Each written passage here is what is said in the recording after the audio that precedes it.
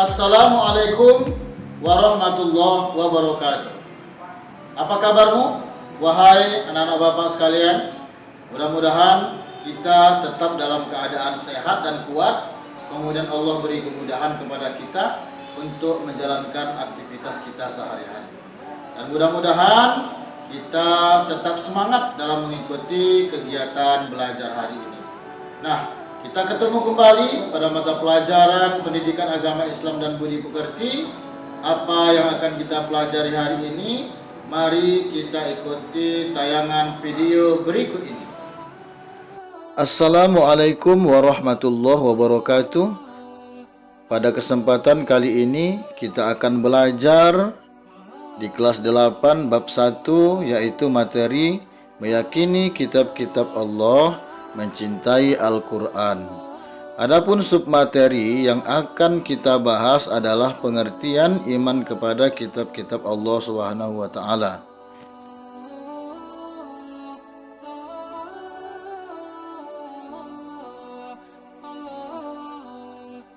Nah, sekarang mari kita pahami pengertian iman kepada kitab-kitab Allah.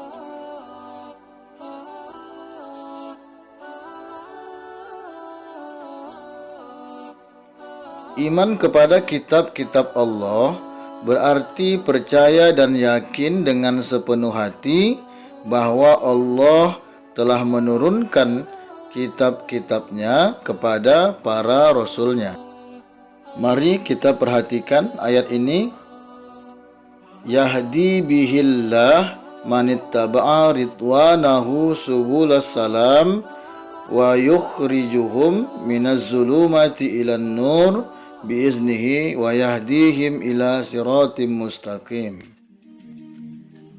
Artinya, dengan kitab itulah Allah memberi petunjuk kepada orang yang mengikuti keridhoannya ke jalan keselamatan, dan dengan kitab itu pula Allah mengeluarkan orang itu dari gelap gulita kepada cahaya dengan izinnya dan menunjukkan ke jalan yang lurus.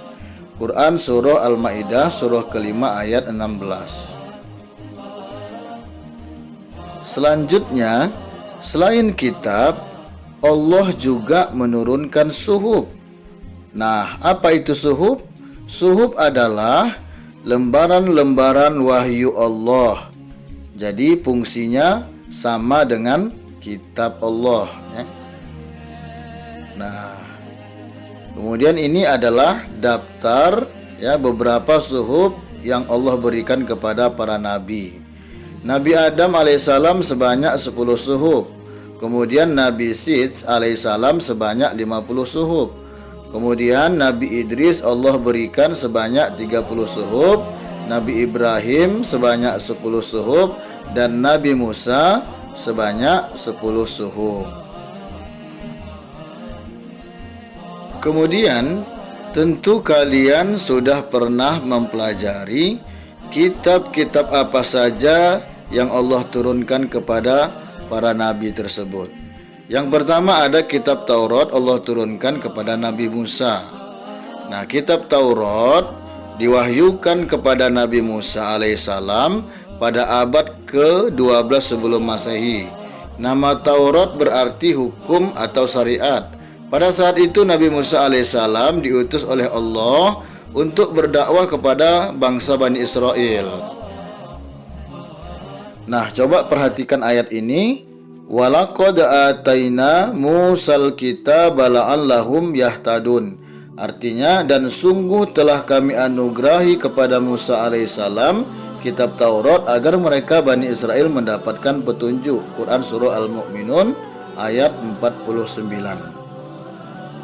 Di dalam kitab Taurat sendiri ada 10 perintah Allah kepada semua umat manusia kala itu.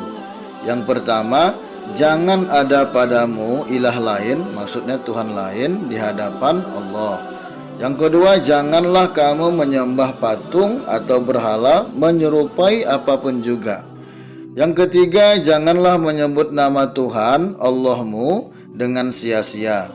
Yang keempat, ingatlah dan kuduskanlah hari Sabat. Hari Sabat itu maksudnya adalah hari Sabtu. Yang kelima, hormatilah ayahmu dan ibumu. Yang keenam, janganlah kamu membunuh sesamamu manusia. Kemudian yang ketujuh, janganlah kamu berzina. Yang kedelapan, janganlah kamu mencuri. Yang kesembilan, janganlah kamu bersaksi dusta tentang sesamamu. Dan yang terakhir atau yang ke-10, janganlah kamu mengingini apapun juga yang dimiliki oleh sesamamu. Kemudian Allah menurunkan kitab Zabur kepada Nabi Daud alaihissalam. Kitab Zabur diturunkan Allah kepada Nabi Daud alaihissalam untuk bangsa Bani Israel atau umat Yahudi. Kitab ini diturunkan pada abad ke-10 sebelum Masehi di daerah Yerusalem. Adapun kitab ini ditulis dengan bahasa Kibti. Mari perhatikan ayat ini.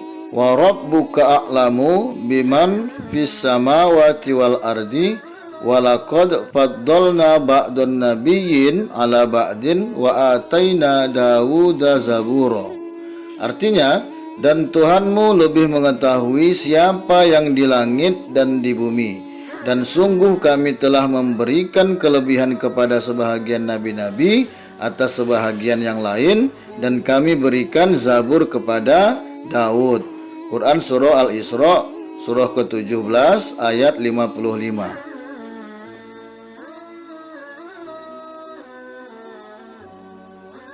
Kemudian yang ketiga, Allah menurunkan kitab Injil kepada Nabi Isa alaihissalam. Nah, kitab Injil sendiri diturunkan kepada Nabi Isa alaihissalam pada permulaan abad pertama Masehi. Kitab Injil diwahyukan di daerah Yerusalem. Kitab ini ditulis pada awalnya dengan menggunakan bahasa Suryani. Coba perhatikan ayat ini. Qala inni Abdullah ataniyal kitaba wa ja'alani nabiyya. Artinya, dia Isa berkata, sesungguhnya aku hamba Allah, dia memberiku kitab Injil dan dia menjadikan aku seorang nabi. Quran Surah Maryam surah ke-19 ayat 30. Kemudian, adapun yang menjadi pokok ataupun inti dari ajaran yang terdapat di dalam kitab Injil, yang pertama, perintah untuk kembali mengesahkan Allah Subhanahu wa taala. Kenapa demikian? Karena telah terjadi penyelewengan yang dilakukan oleh orang-orang Yahudi terhadap Tuhan. Di antaranya, mereka menyembah patung anak sapi, ya. Nah, kemudian yang kedua, membenarkan keberadaan kitab Taurat yang dibawa oleh Nabi Musa. Yang ketiga, menghapus beberapa hukum dalam kitab Taurat yang tidak lagi sesuai dengan perkembangan zaman. Jadi ada beberapa syariat yang terdapat di dalam kitab Taurat itu yang direvisi di dalam kitab Injil, ya, karena yang sudah tidak cocok lagi, tidak sesuai lagi dengan perkembangan zaman pada saat itu. Kemudian yang keempat, menjelaskan bahwa kelak akan datang kembali seorang Rasul setelah Nabi Isa alaihissalam, yaitu Nabi Muhammad SAW. Nah, berita kedatangan Nabi Muhammad ini bukan hanya terdapat di dalam kitab Injil, penjelasannya juga terdapat di dalam kitab Taurat yang dibawa oleh Nabi Musa. Nah, begitulah istimewanya Nabi Muhammad di dalam kitab ajaran para nabi sebelumnya.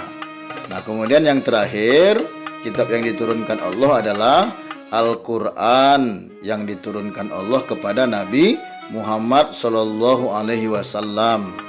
Nah, kitab Al-Quran merupakan kitab yang diturunkan Allah Subhanahu Wa Taala kepada Nabi dan Rasul yang terakhir, yaitu Nabi Muhammad Sallallahu Alaihi Wasallam.